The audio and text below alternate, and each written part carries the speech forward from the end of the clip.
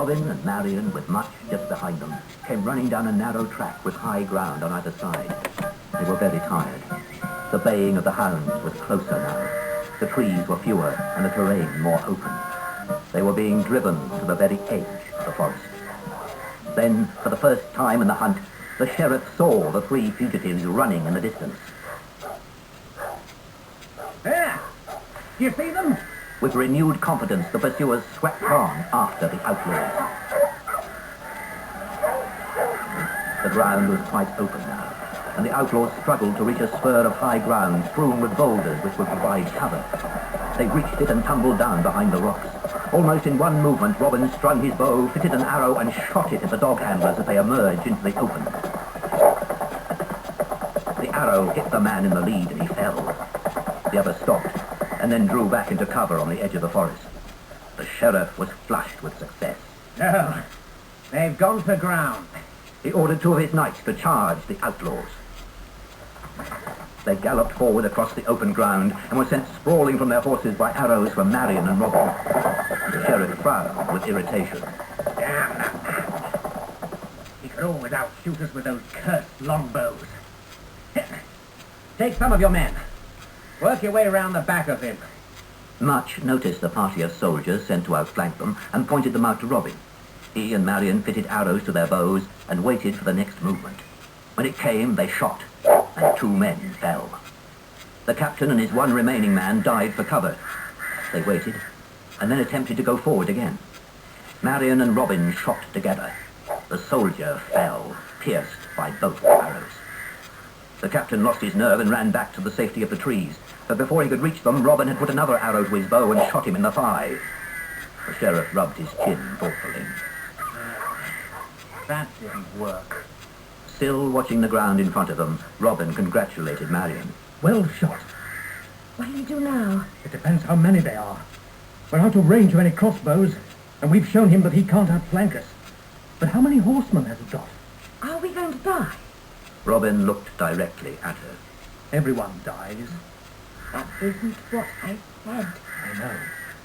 It's not over yet. Robin looked ahead and noticed a group of soldiers moving away. He beckoned for Much to join him as he crawled to another rock, a little apart from Marion. Much came to him. We'll beat them, won't we, Robin?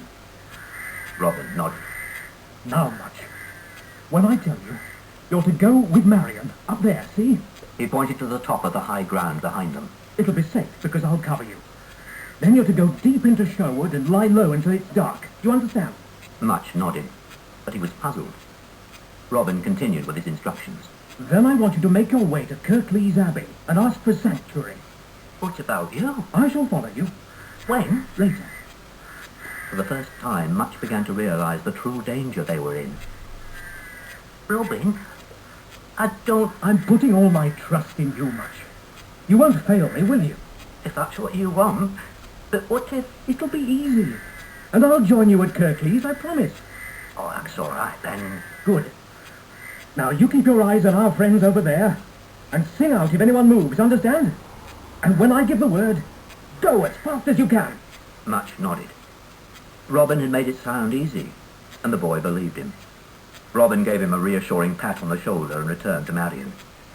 He took her in his arms and they sat together. All right. Now listen. I'm going to ask you to do something you won't want to do. But I'm not leaving you. It's the only... No! I'm staying here. Here. There was a pause while Robin looked long into her eyes.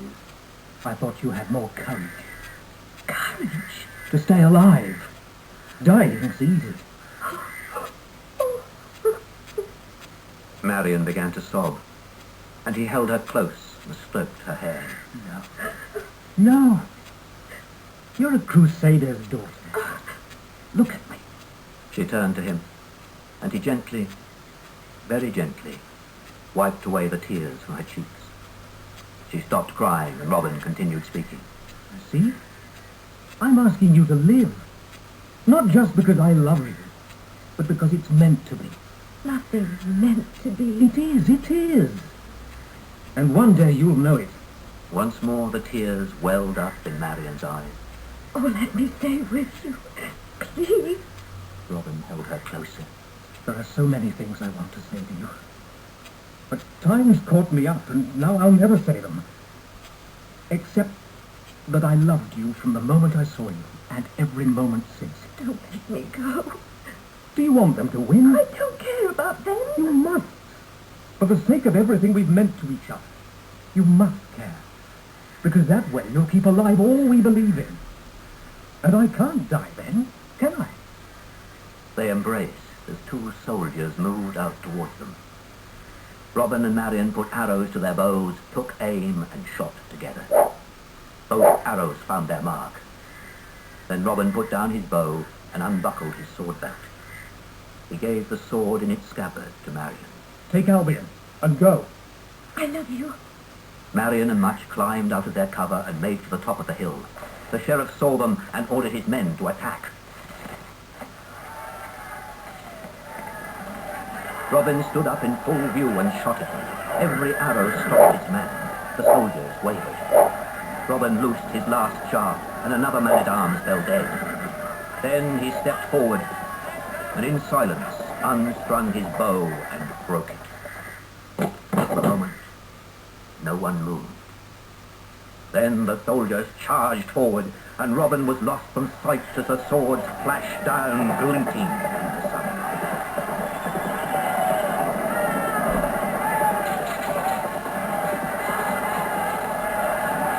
The sheriff and his surviving men made their way back through the forest to Wickham. They were watched by a hooded man hiding among the branches of a large oak tree.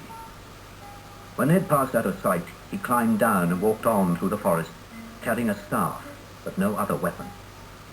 It was evening, and he came down to the lakeside where Hearn's boat lay waiting in the mists which were beginning to rise from the lake. He looked across the water and saw Hearn beckoning to him. The hooded man hesitated for a moment, and then poled the boat across to where Hearn waited for him. Do you know me, boy? I am Hearn the hunter, and you are a leaf driven by the wind. Hearn is a spirit. And you... And I am a man. Yes, a man. Then answer this. What brought you here? I don't know. There was a voice. I was dreaming. My voice? No, not yours. It said over and over, nothing's forgotten. Nothing is ever forgotten. Then he is free. Nobody's free. What does it mean? Hearn quoted prophecy. And the hooded man shall come to the forest, there to meet with Hearn the hunter, to be his son and do his bidding. No. I want nothing to do with you. He brought you here. Who? Hearn held out a longbow to the hooded man. String the bow to give it purpose. The hooded man did so. You also must have a purpose and prove yourself. Come. Hearn walked away, and the hooded man followed him.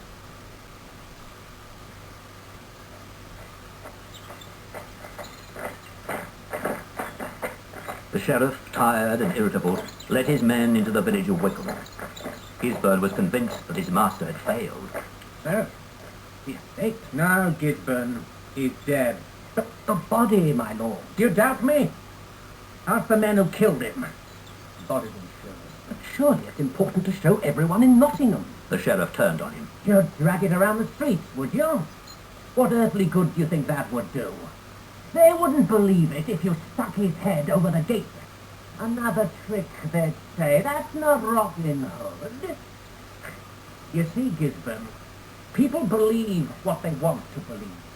The sheriff walked over to the fire, and Gisborne followed him, bewildered at his master's lack of any sense of triumph. But what about Marion and the halfway? They escaped. Don't worry, we'll find them. But Lord knows what happened to Brother Tuck. The patrol brought him in. But I caught the Saracen. A full back. You've done well for once, Gisborne. Gisborne took great delight in breaking the news to the captured outlaws lying bound in Edward's hut. Your precious leader is dead. Killed by the sheriff's men. What do you say to that, eh? Nothing. I am surprised. Not that it matters much. This time tomorrow, you'll join. Marion and Much sat in the darkness, alone in the outlaws' camp. Much took off his jerkin and put it around Marion's shoulders. I thought Tuck would be here by now. Do you think Nazir is gone for good? Marion remained silent. But Robin will be back, and then we'll rescue Scarlet and Little John. He won't let the sheriff have them. Marion turned slowly and looked at him. Robin's dead. No, you're wrong. He'll meet us. He promised. He's dead. Why do you think you gave me Albion? Poor Much stared at Robin's sword and could find no other reason. Dead? He turned away and buried his face in his hands. That night, the captured outlaws were disturbed by a scratching on the side of the hut. Little John heard it first. What's that? They watched as a hole appeared, made by a sword. Scarlet grinned. Why, it ain't mice. It's Robin. Gisborne was lying. The hole was made larger, and the hooded man stepped through the wall into the hut and released the captives. Robin! They said you were dead. As the outlaws made their way towards the trees, Gisborne spotted them and gave the alarm. The hooded man turned and let loose an arrow which pierced Gisborne's arm. His sword fell from his hand. The sheriff stared in disbelief. Kill that man! Kill him! Kill him! The hooded man raised his bow, and nobody moved. The soldiers stood paralyzed. Some crossed themselves in fear as the hooded man backed silently into the forest and disappeared.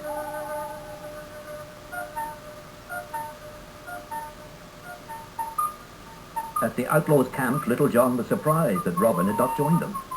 He was sure it was Robin who had rescued them. Marion showed him the sword, Albion. He looked at it confused. But he came to Wickham. He rescued us. No, John. He's dead. The outlaws stared at Marion in silence. In the great hall of Nottingham Castle, the sheriff sat gloomily in his chair with Gisborne in attendance. Well, whoever he is, Gisborne, he isn't Robin Hood.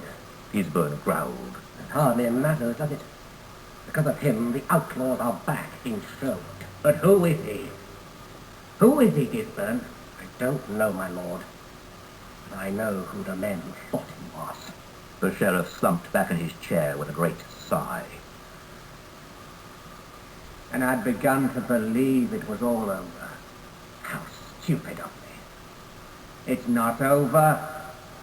It'll never be over.